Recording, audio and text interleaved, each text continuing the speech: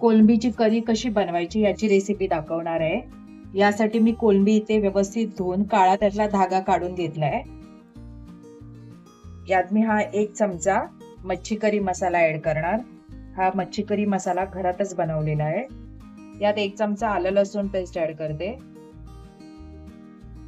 थोडंसं मीठ ऍड करते कारण कोलंबीला मी ऑलरेडी मीठ लावून ठेवलेलं 15 मिनिटं।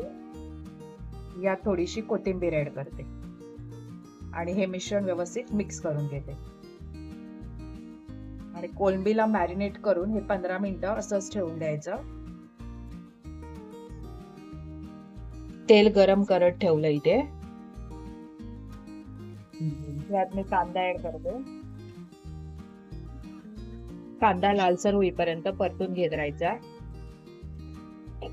कांदा लालसर होतोय तोपर्यंत मी इथे खोबऱ्याचं वाटण करून घेते। खोबरं घेतलं, त्यात थोडासा मसाला घातला, हिरवा मसाला, कांदा ऍड केला एक उभा चिरलेला, खोबऱ्याचं वाटण हे बारीक लावून घ्यायचं। थोडं पाणी ऍड करते यात आणि हे वाटण बारीक लावून घ्यायचं।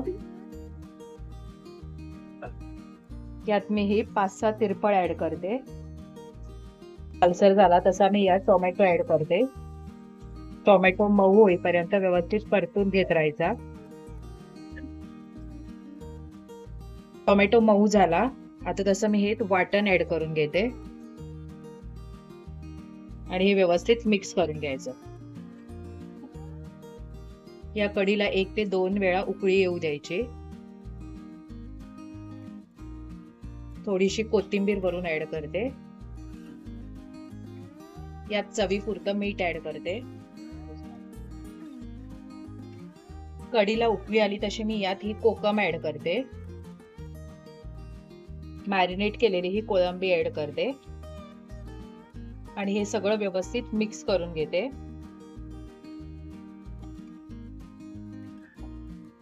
पंधरा मिनिटं ह्याला व्यवस्थित शिजवून घ्यायचं।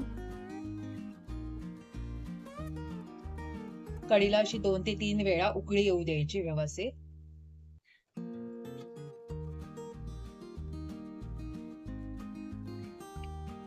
कोलंबीची करी बनवून इथे रेडी आहे।